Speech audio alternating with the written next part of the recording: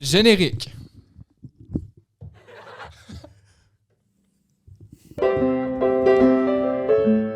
Michel, il entend pas le générique parce qu'il n'y a pas d'écouteur.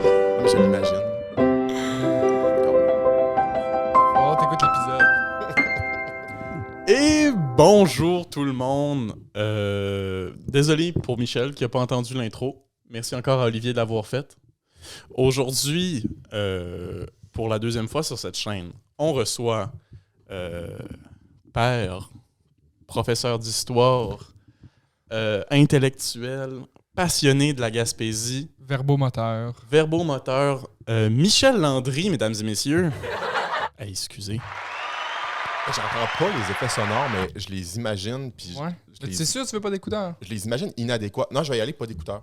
Ben, ça te fait une surprise. Ok. Salut Oli. Bonjour Manu. Bonjour Et- Michel. Bonjour. Salut Michel. Allô les gars.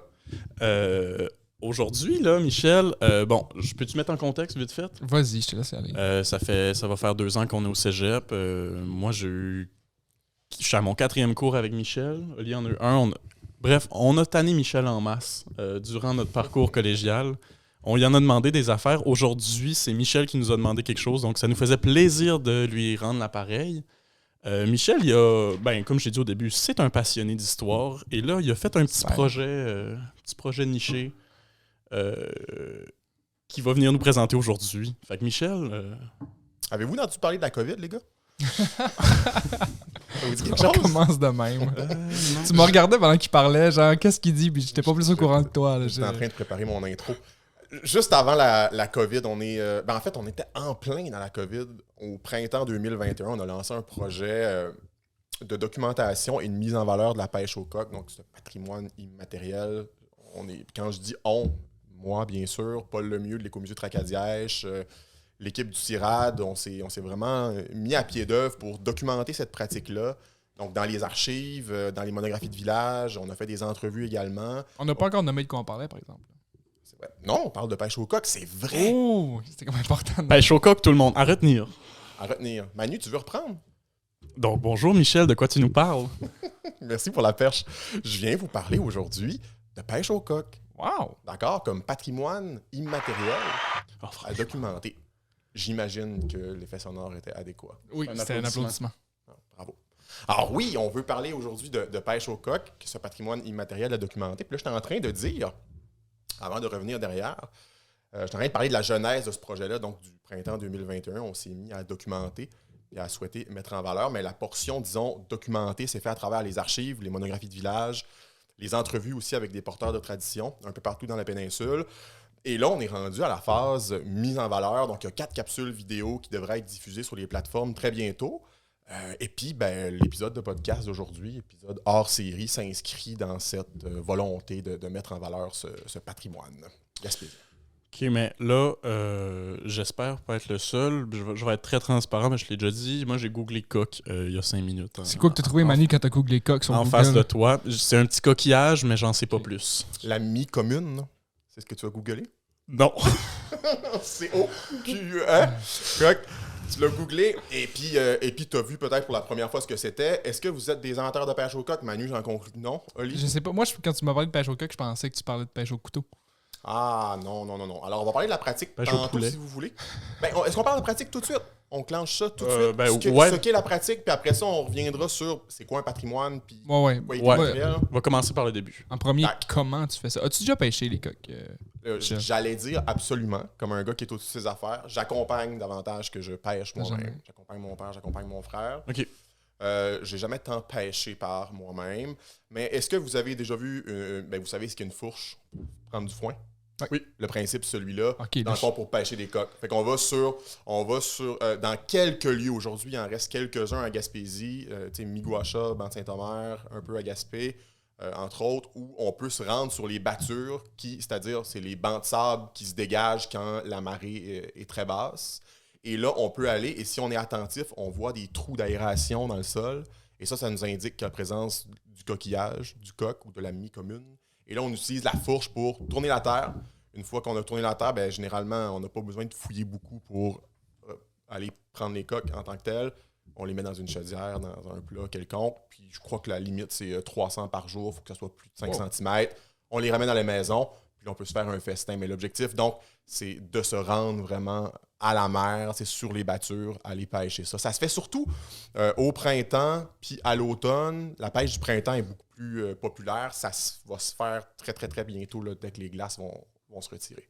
Tu dis que c'est seulement quelques endroits, c'est parce que c'est juste possible de le faire là, genre. C'est pas parce que c'est interdit ailleurs. Oui, c'est interdit ailleurs. OK. En fait. C'est-tu parce qu'il y en a trop eu? Pas tellement. C'est davantage lié au fait qu'il y a de la toxicité dans la mer, en fait, et ces coques-là ne seraient pas... C'est dangereux?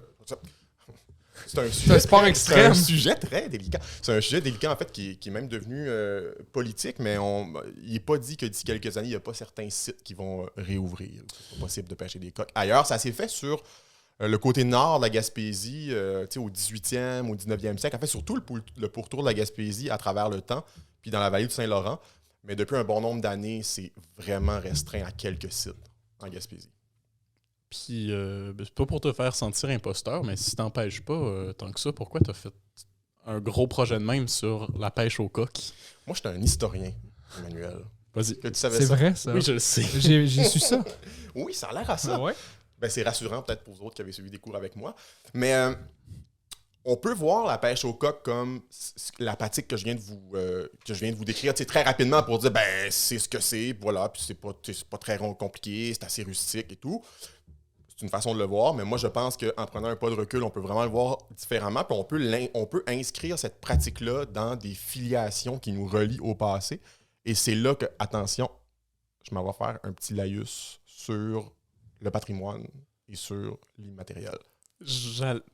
Vas-y. C'est Ça quoi me que tu vas dérange pas. Je les entends pas. Non, ça Laisse va pas la faire. peine. Faut pas. J'étais assez découragé de Manu, là.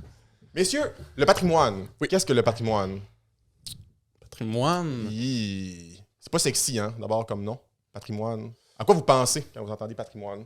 Honnêtement, vieille église. Oui, moi aussi. Vrai? Ouais. Puis Ben, ton t'sais, analogie des arénas. Des Je trucs vais direct, là. Oui, Tu sais, des trucs du passé qui sont comme des traces, là. Ouais, c'est pas très sexy, hein. Moi, ça me fait penser à panneau d'interprétation puis vieille église. Ouais. OK. Site, ouais. Ouais, c'est ça, panneau d'interprétation, ouais. OK. Patrimoine immatériel versus patrimoine matériel. Patrimoine, ce qui nous est transmis. Donc, tout ce qui nous a été transmis par ceux qui sont venus avant nous. Il y a du patrimoine mondial, il y a du patrimoine familial, il y a du patrimoine régional. Patrimoine mondial, le Colisée de Rome. Ça marche. Patrimoine familial, la chaise de mon grand-père. J'ai déjà dit, hein? Ce que Desjardins protège dans ses annonces, là. Ben oui, Ouais. quelque part. mais C'est ma référence. remis sur des éléments, disons, qui se transmettent. Puis j'aime beaucoup l'exemple que je vais vous donner sur le Colisée de Rome, patrimoine mondial. Fait que tu habites Tokyo ou Kaplan, je pense pas que tu veux voir disparaître le Colisée de Rome, puis tu trouverais ça plate. Je crois que ça soit détruit puis remplacé par une plaque d'interprétation. Patrimoine mondial, les gens y tiennent. Puis ça témoigne de quelque chose d'important dans notre civilisation. Patrimoine familial, la chaise de mon grand-père. Mon grand-père faisait des chaises à sa retraite. Il en a fait plusieurs. Il en reste quelques-unes dans notre famille. Si demain matin, je la mets au chemin, puis le camion de vidange la ramasse, ou encore pire, durant le feu de la Saint-Jean, je la mets dedans, ça va faire de la peine à moi, ma famille, mais je pense pas qu'il y a des gens qui vont sortir Place Ville-Marie à Montréal pour déchirer leur chemise pour qu'on sauve la chaise du grand-père à Michel, aussi triste que ça peut être. Donc, patrimoine familial, ça touche davantage la famille, patrimoine mondial. Entre les deux, la pêche au coq. OK. Wow. À mi-chemin, à Hey. mi-chemin entre la chaise de mon grand-père puis le Colisée de Rome, La pêche au coq. la pêche au coq. Puis c'est un patrimoine qui est immatériel par opposition ou disons un complément à matériel. Immatériel, c'est pas, ça se touche pas, c'est une pratique. Comme par exemple des chansons peuvent nous être transmises, Le tricot. comme le tricot peut Une nous être langue. transmis, c'est des techniques, c'est des traditions, la danse qui nous sont transmises versus matériel, une église, le Colisée de Rome, Une arena. un aréna. Est-ce qu'on peut parler de l'analogie de l'arena 2 minutes? Parce que je l'aimais bien. C'est vrai, puis c'est une analogie que j'ai volée, il me semble, à mon bon ami Pascal Alain, qui est Ouais. également historien. Fait que vu qu'il est historien, ça fonctionne. Alors, ce que Pascal disait, de mémoire, ce que Pascal disait, c'est que on vit aujourd'hui une espèce de... Il y a une grosse discussion autour de gardons les arénas comme... Là, on s'en va vers un terrain glissant, en plus. Là. Oui, non, mais Vas-y, je on y l'assume. va. Ben oui. Je l'assume. On peut, je pense, poser le même débat de laisser nos églises ouvertes versus laisser nos arénas ouverts. Dans les années 60-70, c'est les enfants du baby-boom. Alors, il y a beaucoup d'enfants un peu partout, en fait, dans la province, évidemment, dans la péninsule. Vous questionnerez vos grands-parents sur le sujet. De telle sorte que l'ensemble des villages vont avoir leur aréna. Certains vont avoir des arénas, à plus, ça va être, disons, à plus grand déploiement. D'autres, ça va être dehors, tout simplement, et tout. Mais la plupart des villages vont avoir leur propre aréna. Puis, en fait, la population vient justifier ce besoin d'aréna-là. Sauf que, avec le temps qui passe, les décennies, on arrive à 30, 40 ans, 50 ans, 60 ans, il faut en faire la réflexion de ces arénas-là. Et là, on a de la difficulté à faire une équipe de hockey avec, des fois, 2 villages collés ensemble. Alors, la question qui se pose, c'est mais pourquoi est-ce qu'on n'ouvrirait pas simplement un centre sportif, un aréna, puis que les autres villages autour pourraient s'y rendre? Guerre de clochers. Ah non, je veux mon aréna, moi. Je veux garder mon aréna. Tasse ce débat-là, prends le débat autour des églises, puis c'est le même principe. Les gens ont leur église, mais ils sont pas utilisés. Non, mais on veut la garder quand même. On veut quand même. Alors que, dans les faits, peut-être qu'on pourrait en mettre beaucoup de sous sur une, puis que les autres villages autour pourraient s'y rendre. Mais le débat, donc, à certains égards, il y a des parallèles intéressants à faire. J'adore ça. Je vais pas te stopper dans ton élan, mais quand tu tapes sur la table, c'est ça que j'allais dire. C'est vrai? Ah, c'est ça! Tu vas être dur sur les micros. Ah, ouais. Puis sur les oreilles de nos auditeurs. Non, mais t'es vraiment passionné. Ça, il faut te le donner. Ouais. Mais c'est sûr que taper sur la table en parlant... c'est un style que je me donne. C'est hot, mais avec un micro sur la table. OK. Tantôt, quand on sera off the record... Tu tapes pas sur la table. Okay. Les arénas! Ouais. Mais ce que je voulais juste terminer l'analogie sur le Colisée de Rome, parce que pour ramener tout ça, la pêche au coq témoigne de quelque chose d'unique dans la péninsule. D'accord? C'est un patrimoine qui nous distingue du reste de la province puis du reste de la planète. Genre, il n'y a pas de pêche au coq à Madrid. Ça va?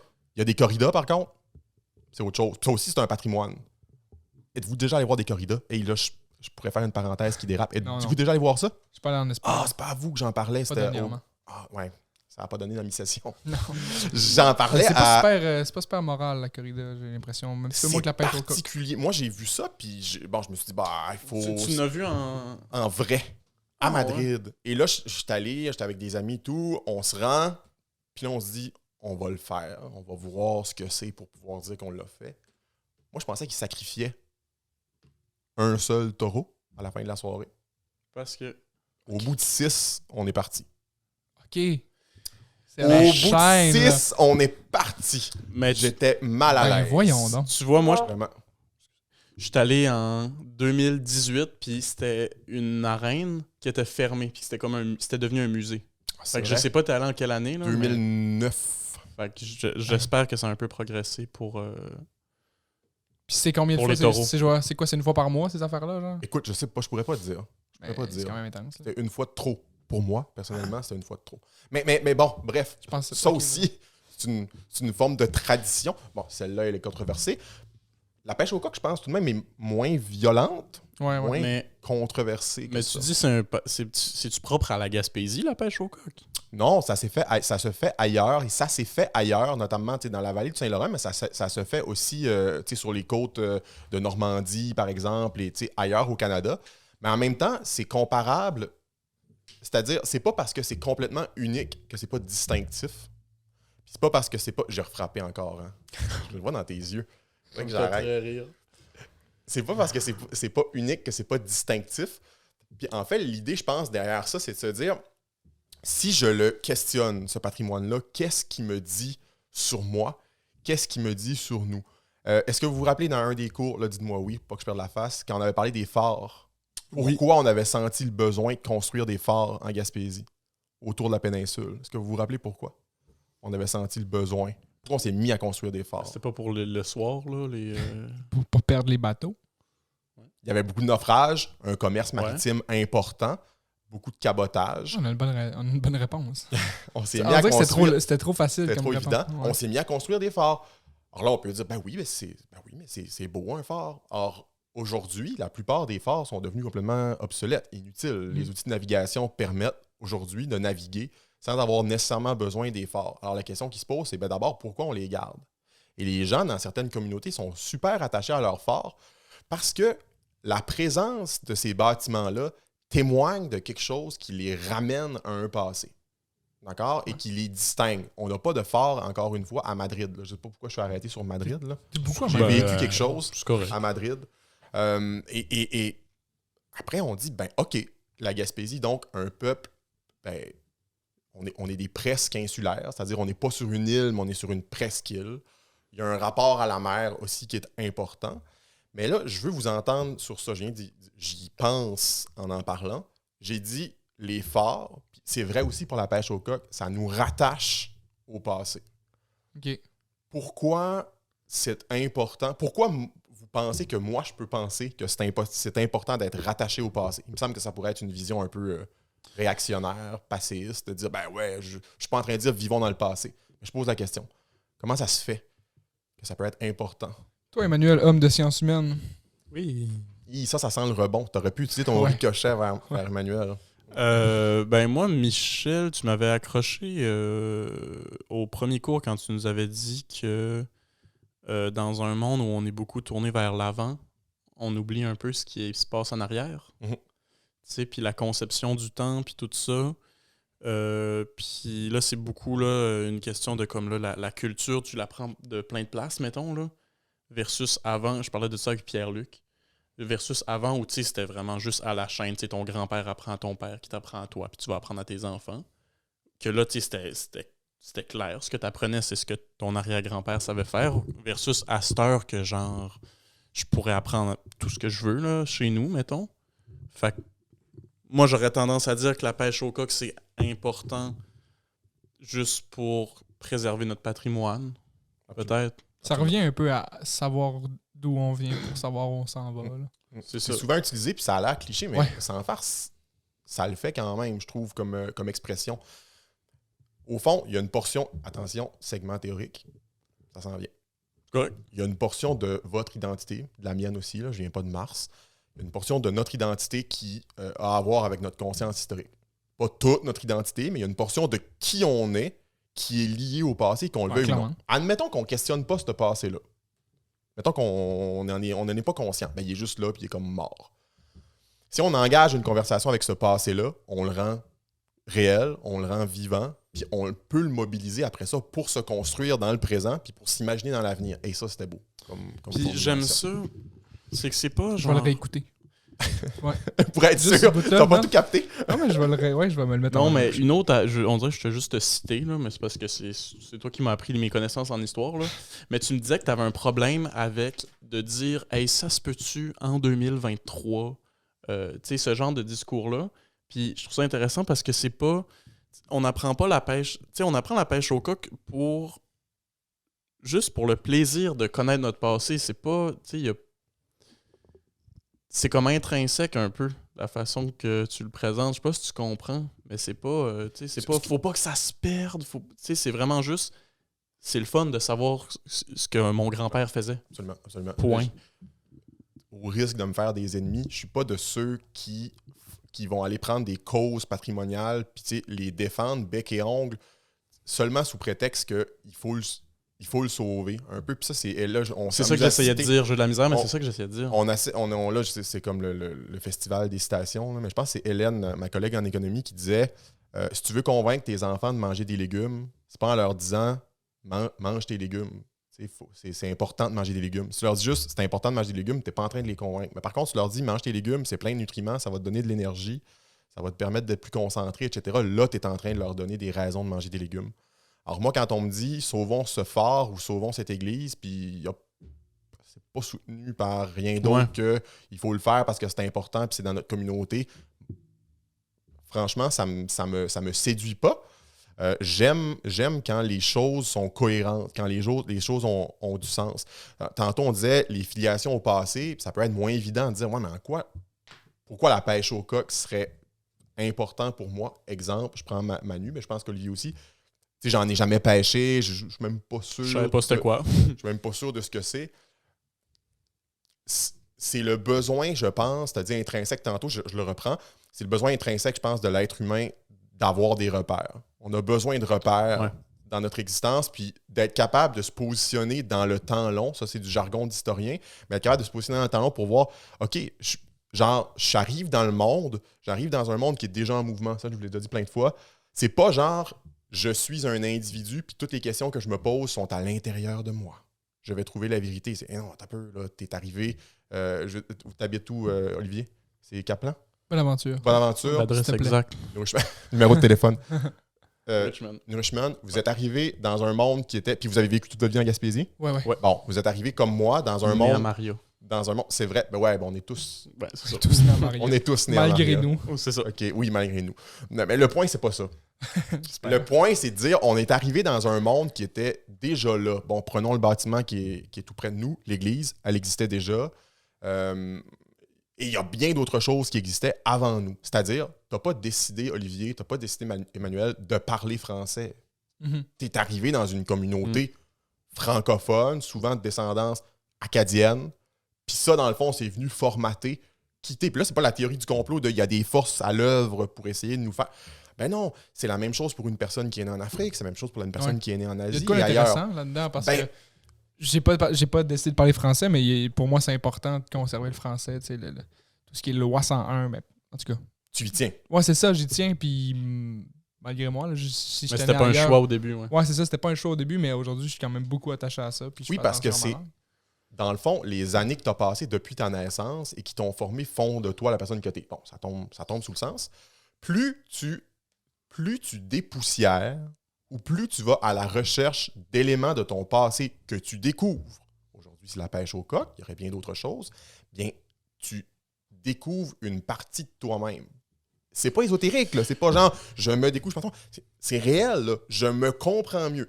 Si je me comprends mieux, je suis plus libre. Je suis plus libre de quoi? Je suis plus libre de faire les choix que je vais faire réellement pour moi. Parce que dans la première portion de ce que je viens de raconter, je dis que tu es arrivé dans un monde déjà au mouvement dont tu n'as rien décidé. J'allais dire pas un beau mot, je ne le dirais pas. Dont tu n'as décidé rien du tout. Je vous laisse deviner. Dont tu n'as décidé rien du tout. Ça nous mène à... Quand on est arrivé en vie, la pêche au coq, ça existait déjà. Mais avant, je veux juste... Ça change quoi dans ma vie, Michel, la pêche au coq? Avant cette très bonne transition, by the way, Oli, je veux juste dire que par rapport à ce que tu dis, j'ai l'impression que, mettons, nous, ben là, toi, tu y réfléchis beaucoup, fait que peut-être que tu le sais, mais mettons, moi, ben honnêtement, je le réalise pas tant que j'appartiens à quelque part. Comprends-tu? Mais c'est important. Mais vu que j'ai toujours appartenu, tu sais, à la Gaspésie... T'as pas ce sentiment d'appartenance-là? Ben oui, je l'ai, mais c'est comme naturel pour moi, tu sais. Puis justement, là, parce que je vais en appart l'année prochaine, puis là, avec mon oncle, on visitait des apparts. Puis là, j'ai dit un commentaire comme genre « Ah, ça va vraiment être nice, Montréal, mais c'est sûr que je vais toujours avoir hâte de retourner en Gaspésie dans mes congés. » Puis là, il m'a dit, sérieusement, il m'a dit « Tu sais, je suis jaloux de toi parce que t'as une place où tu te sens chez toi, puis tu te reconnais, tu sais. » Puis du monde, mettons, lui, c'est parce qu'il a juste déménagé, il a fait un petit peu partout dans le Québec pendant qu'il était jeune. Ben triste, ce bonhomme-là. Fait que, tu sais, non, mais on est chanceux pareil, tu sais, d'être né en quelque part. D'être né en quelque part, puis de savoir d'où on vient, puis de s'identifier à une culture. Oui, absolument. Puis ce sentiment, Pierre-Luc pourrait l'expliquer encore mieux que moi en sociologie, mais ce sentiment d'appartenance à un groupe, puis à une histoire commune, à une mémoire collective, ça solidifie la personne que tu es. Attention, segment Moyen-Âge, c'est parti.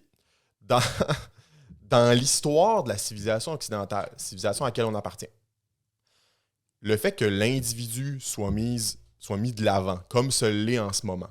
En dehors du groupe, l'individu, par lui-même, pour lui-même, en contrôle de sa vie puis de sa destinée, c'est une idée super récente dans l'histoire de la civilisation occidentale. Puis c'était pas le cas avant. Je vous dis pas que ça devrait pas être ça, je vous dis juste que ça vient avec son lot de conséquences.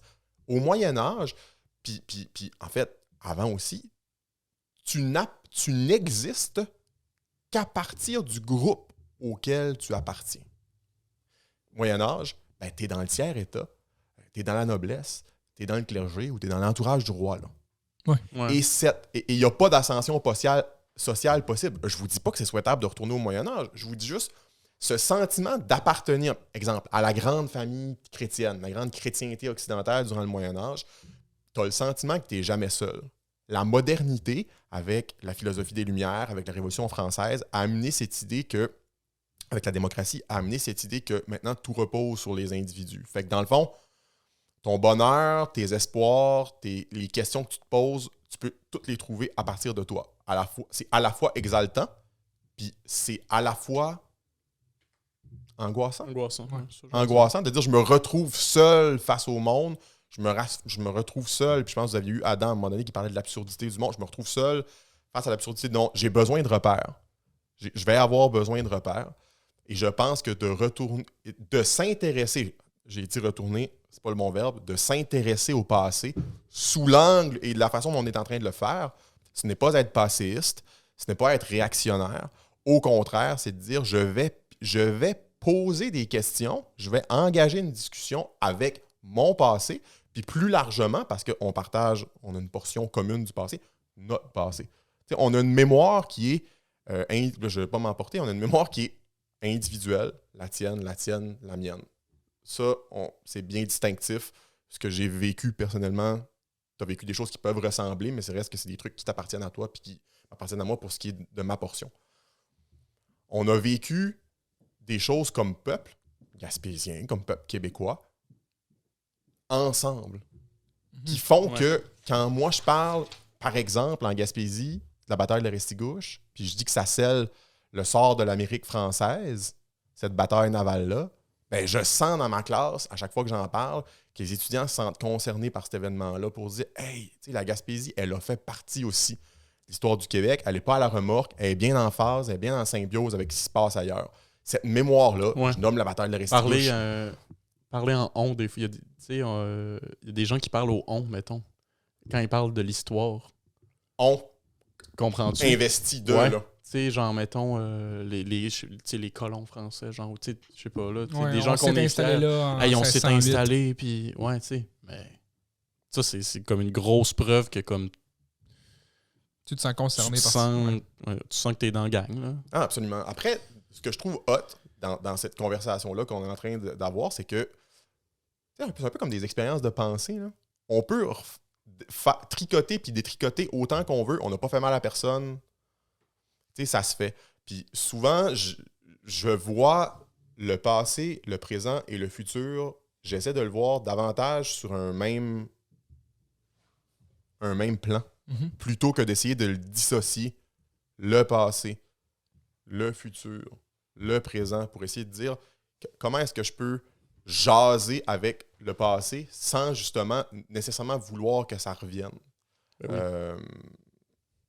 Mais en même temps, là, tu dis jaser avec le passé sans vouloir que ça revienne. Là, tu es dans une démarche d'exploration d'un concept patrimonial, mais dans le but de le conserver aujourd'hui, dans le but que ça reste aussi, non? Et là, je vais avoir l'air du gars qui parle des deux côtés de la bouche. Ça me dérange pas. J'assume. Go! Je pense que l'objectif est moins de le conserver à tout prix que de faire voir aux gens la richesse qu'il y a derrière cette pratique-là.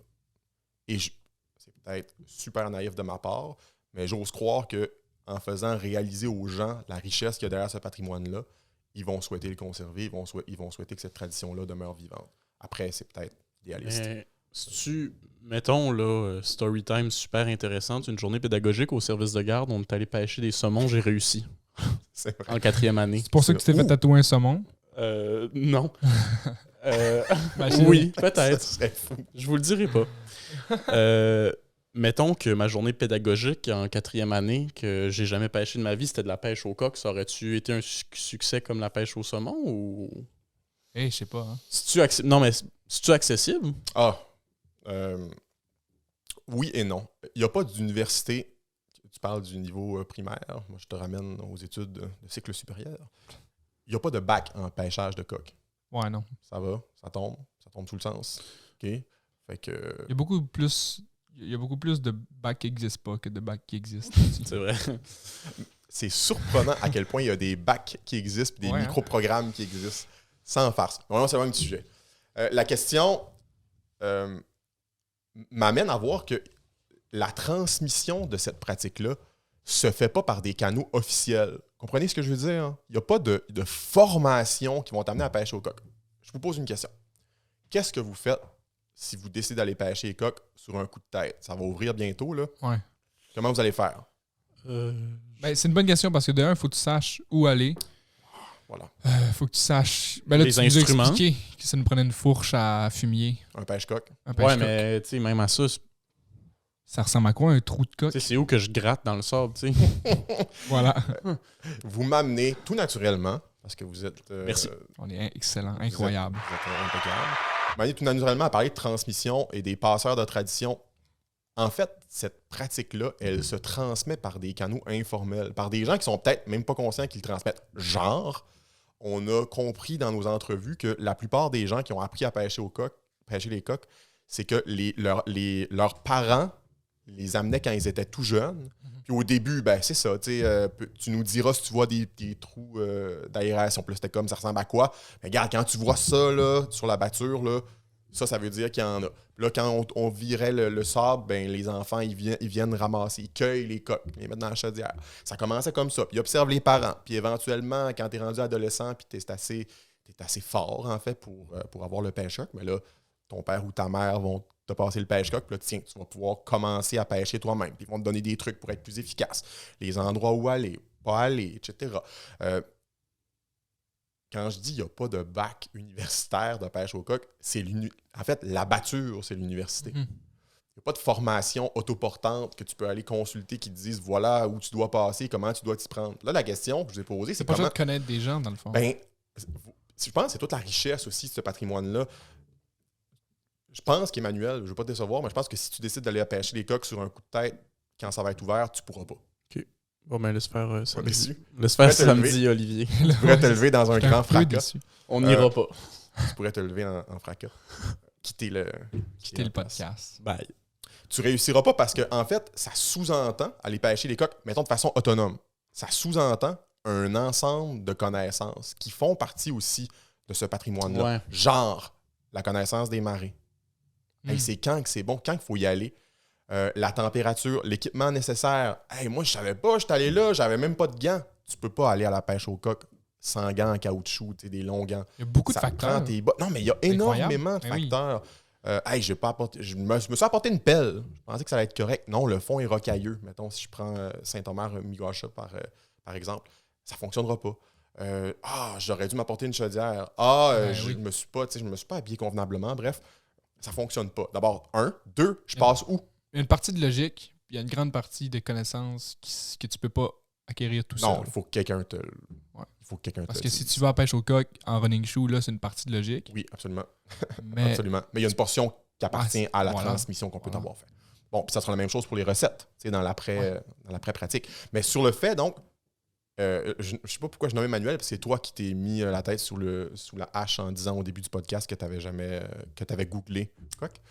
Mais donc, là, tu as acquis, disons, les connaissances logiques et celles que tu as eu besoin de te faire transmettre, mais je te garantis que tu n'es pas encore capable d'y aller à la pêche au coq. Non, c'est ça. C'est parce que c'est... Tu passes où?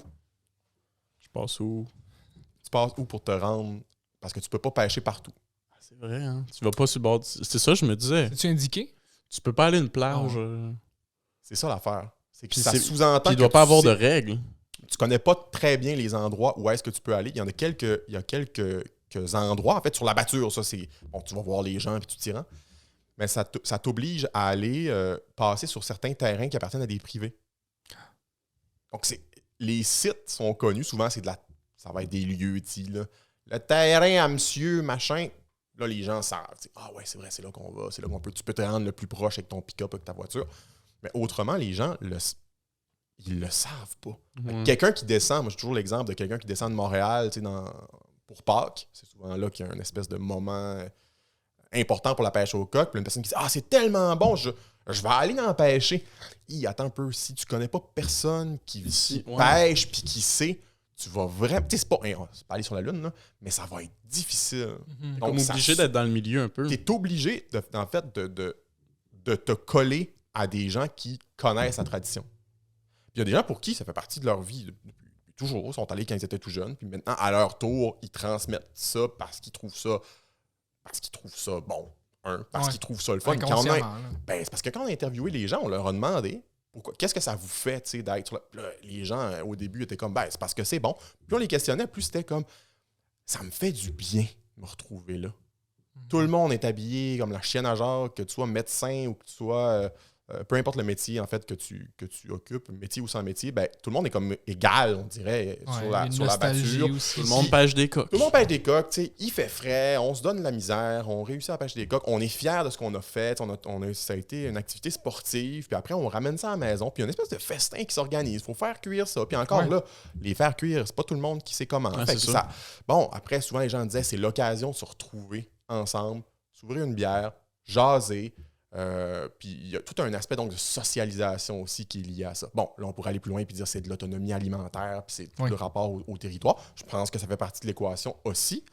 Mais ce qui est ressorti dans les entrevues, c'est surtout cet aspect de se retrouver dans la nature, en communion avec la mer, parce que les Gaspésiens sont, dois-je le rappeler, acculés à la montagne, mais le regard tourné vers la mer. On s'est construit de cette façon-là. Ouais. On s'est construit de cette façon-là, surtout pour la péninsule. Donc, ça témoigne également, cette pratique-là, du rapport qu'on entretient au territoire, je pense. Dans voulant dire que on met beaucoup d'importance sur les côtes, dans ce sens-là? Oui, absolument. En fait, ça témoigne... En fait, le fait qu'on pêche des coques de cette façon-là, ça témoigne de ça, dans ce sens que, puis pas parce qu'on est plus beau, plus fin que les autres, la position géographique amène ça.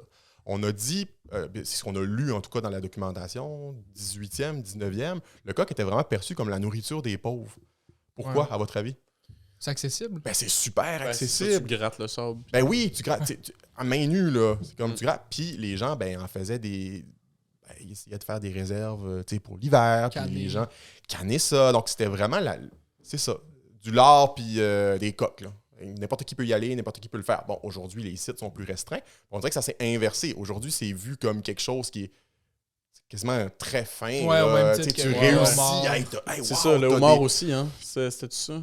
Ben oui, le homard, au départ, c'est vraiment de second ordre là, dans l'alimentation là, au début. Là. En fait, de mémoire, je pense qu'on s'est mis à encanner ça pour servir à des gens qui prenaient le train vers Boston. Puis à un moment donné, on a fait comme « Hey, c'est bon! » Mais ça, encore, je la ressors souvent quand je suis face à des gens qui jugent mettons des aliments qui proviennent de d'autres cultures juste sur l'aspect visuel. Ouais. Là, je leur dis, oublie jamais que toi, tu te gaves et tu fais un délice de manger du homard ou du crabe, bientôt la saison, pensez-y 2 secondes.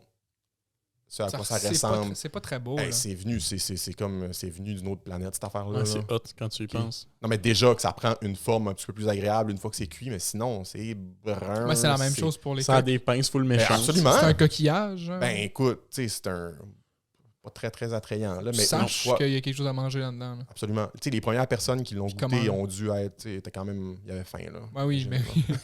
comment le faire aussi? As-tu déjà mangé... C'est sûr, t'as déjà mangé des coques, Michel? Mon père se fait un... Ben non, je sais pas c'est quoi. Okay, c'est vrai. Moi, je suis allergique aux fruits de mer, by the way. Là.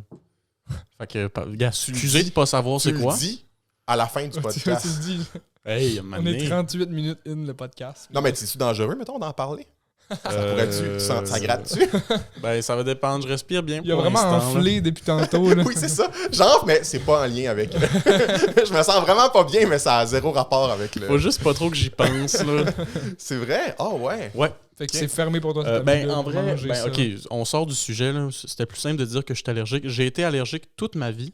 Puis avant de pogner 18 ans, tu fais un dernier test. Puis si t'es encore allergique, ben là, tu l'es pour la vie. C'est juste pour dire. Puis comme, pour vrai, mon médecin m'a dit, j'ai un patient ou 2 ans là, que ça arrive. J'étais plus allergique. C'est vrai, mais t'as-tu un dédain? Vu que t'étais c'est sûr que t'avais jamais mangé. Parce que, non, mais des fois, on a un dédain de genre, on est allergique. Ouais. Non, mais c'est pas que j'en ai jamais mangé. C'est que quand je vois ça sur la table, mon réflexe, c'est de me dire, OK, il faut que je fasse attention pour que rien soit en contact, pour surtout pas que je m'en approche. Je comprends. Puis là, après ça, pour me désensibiliser, il faut que j'en mange à chaque semaine. Tu fais pas ça? Tu fais ça pour vrai? T'en manges à chaque semaine maintenant? Ben, faut. OK, mais tu le fais pas. J'essaye. Mais tu sais, t'as jamais mangé ça de ta vie. Regarde, si t'as des bonnes notes à la fin de la session, là, je t'offre un pêche-coq. Là, tu vas t'y mettre. Sur la saison d'automne, là, tu vas t'y mettre. Tu m'amèneras un gros ziploc, là. Non, je vais pratiquer. On va commencer par rapporter un bac à sable au cégep. OK? On va te cacher des coques dedans. Puis là, tu vas te pratiquer. Là, tu vas tourner la terre, tu vas tourner le sable. Puis là, tu vas faire un atelier de recettes. Je vais faire un atelier de recettes ensuite à la cafétéria. Ben, ouais. Il va falloir que je m'y mette. Là. Épipène pas loin. Ouais, c'est ça. Marianne aussi est allergique aussi. Fait que, Ouais, Marianne, je me rappelle. il va falloir que tu prévois ça. OK. Mais là, je réalise que, tu sais, est-ce que la pêche au coq, dans le fond, c'est juste une pratique intéressante pour prouver que c'est important de s'attarder à certaines pratiques en voie d'extinction? Comprends-tu? Ou... Je pense que tu parles en fait de l'esprit qu'il y avait derrière le projet. Ouais. Là. Je vais te dire comment je le vois là, en mots tout simples. Là.